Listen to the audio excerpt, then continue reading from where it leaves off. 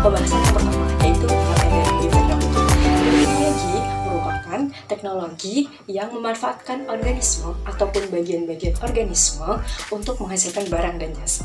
Nah, berdasarkan perkembangannya, bioteknologi juga dapat didefinisikan sebagai pemanfaatan prinsip-prinsip atau rekayasa pada suatu organisme, sistem maupun proses biologis untuk menghasilkan atau meningkatkan potensi dari organisme atau menghasilkan barang dan jasa untuk kepentingan hidup manusia. Nah, bioteknologi ini ternyata punya dua macam, guys. Apa aja sih? Nah, nanti kita akan bahas ke selanjutnya. Nah, kita akan bahas mengenai macam bioteknologi. Nah, bioteknologi ini memiliki dua macam, guys. Nah, yang pertama yaitu bioteknologi konvensional. Bioteknologi konvensional adalah bioteknologi yang menggunakan alat dan teknik yang masih sederhana. Nah, bioteknologi ini dalam prosesnya itu memanipulasi tempat dan lingkungan tumbuh, sedangkan genetiknya itu berjalan secara murni. Nah, bioteknologi konvensional ini secara utuh hanya memanfaatkan organisme tanpa yang lainnya. Oke, yang selanjutnya yaitu bioteknologi modern. Nah, bioteknologi modern ini adalah bioteknologi yang menggunakan teknik dan alat yang lebih modern, yang lebih kompleks lagi. Nah, bioteknologi modern ini sudah memanfaatkan prinsip-prinsip ilmu seperti biologi sel, biokimia, genetika, biologi molekuler, dan makrobiologi. Nah, biologi modern ini sudah memanipulasi pada tingkat rekayasa genetik. Nah, pada bioteknologi modern ini ada beberapa prinsip yang digunakan. Yang pertama yaitu rekombinan DNA. Nah, rekombinan DNA ini memanfaatkan virus atau bakteri sebagai perantaranya, guys. Nah, pada DNA rekombinan ini terdapat 3 proses. Yang pertama yaitu mengisolasi gen, yang kedua transplantasi gen, yang ketiga yaitu memasukkan gen pada sel hidup.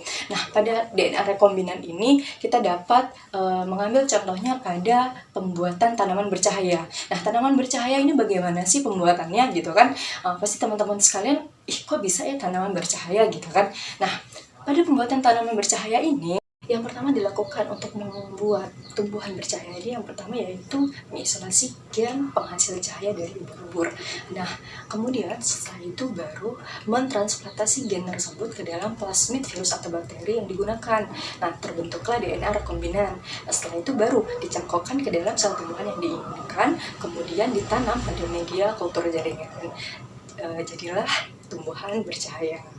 Nah, yang selanjutnya yaitu fusi protoplasma. Fusi protoplasma adalah penggabungan dua sel dari jaringan sama atau dua sel dari organisme yang berbeda dalam suatu medan yang sama. Nah, fusi protoplasma ini dapat dilakukan pada sel tumbuhan maupun sel hewan. Oke, kita lanjut pada prinsip yang ketiga. Baik, prinsip yang ketiga yaitu kultur jaringan. Kultur jaringan ini berpatokan pada teori totipotensi. Teori totipotensi ini menyatakan bahwa setiap sel tumbuhan itu memiliki kemampuan untuk tumbuh menjadi individu baru apabila ditempatkan pada lingkungan yang tepat. Nah, itu dia 3 prinsip dari bioteknologi modern. Yang selanjutnya kita akan membahas mengenai aplikasi bioteknologi pada kehidupan sehari-hari. Oke, yang pertama yaitu bioteknologi di bidang pangan. Yang pertama yaitu pada tempe. Nah, tempe ini ternyata merupakan salah satu produk dari bioteknologi konvensional, teman-teman. Nah, pada pembuatan tempe ini bahan dasarnya yang pastinya kedelai. Nah, dalam prosesnya yaitu fermentasi non-alkoholik. Nah, mikroorganisme yang digunakan yaitu Rhizopus oryzae dan Rhizopus vulgarisus. Nah, yang kedua yaitu keju dan yogurt. Nah, keju dan yogurt ini bahan dasarnya yaitu susu. Prosesnya dengan fermentasi dan mikroorganisme yang digunakan yaitu Lactobacillus bulgarisus dan Streptococcus fermentilus. Kemudian yang selanjutnya yaitu minuman beralkohol. Nah, minuman beralkohol ini juga ternyata produk dari bioteknologi konvensional. Nah, untuk mikroorganisme yang digunakan dalam pembuatan minuman beralkohol yaitu adalah ini yang pertama, yang kedua, yang ketiga, dan keempat. Nah, ini dia mikroorganisme yang digunakan dalam pembuatan minuman beralkohol. Nah, yang selanjutnya yaitu bioteknologi pada bidang pertanian. Nah, selanjutnya yaitu bioteknologi di bidang pertanian. Yang pertama ada tanaman anti serangga. Tanaman anti serangga ini memanfaatkan bakteri Argobacterium tumefaciens dan Bacillus thuringiensis. Nah, sedangkan media tanamnya itu menggunakan teknik kultur jaringan. Selanjutnya yaitu biofertilizer. Biofertilizer itu adalah mikroba. Ya, perbedaan dari yang lainnya itu adalah jika yang lainnya itu dalam bentuk produk. Nah, biofertilizer ini pola mikrobanya. Jadi biofertilizer ini adalah mikroba yang digunakan untuk membuat pupuk hayati. Nah, yang selanjutnya yaitu tanaman seragam. Tanaman seragam ini menggunakan teknik kultur jaringan. Nah, dengan adanya tanaman seragam ini dapat mempersingkat waktu kita serta mendapatkan tanaman yang memiliki potensi yang sama seperti itu. Kemudian yang selanjutnya yaitu bioteknologi di bidang pertambangan. Nah, tidak hanya di bidang pangan dan pertanian, di bidang pertambangan pun juga ada. Nah, mikroorganisme yang digunakan pada pertambangan ini yaitu bakteri Thiobacillus peroxidans yang berguna untuk memisahkan logam dari bijinya. Oke, yang selanjutnya yaitu bioteknologi di bidang kesehatan. Nah, pada bidang kesehatan, bioteknologi ini juga memiliki beberapa produk. Yang pertama yaitu antibiotik. Antibiotik adalah zat kimia yang dihasilkan oleh mikroorganisme, khususnya jamur dan bakteri. Nah, antibiotik ini berguna untuk menghambat atau membunuh virus atau organisme lainnya. Nah, selanjutnya yaitu interferon. Interferon ini adalah zat kimia yang dihasilkan oleh tubuh sebagai respon dari infeksi virus. Nah, interferon ini berfungsi untuk menjadi pelindung tubuh dari serangan virus. Nah, interferon ini dapat diproduksi melalui rekayasa genetik. Tidak seperti antibiotik yang dihasilkan dari organisme, interferon ini dihasilkan oleh tubuh kita sendiri. Baik, next. Nah, selanjutnya yaitu antibodi monoklonal.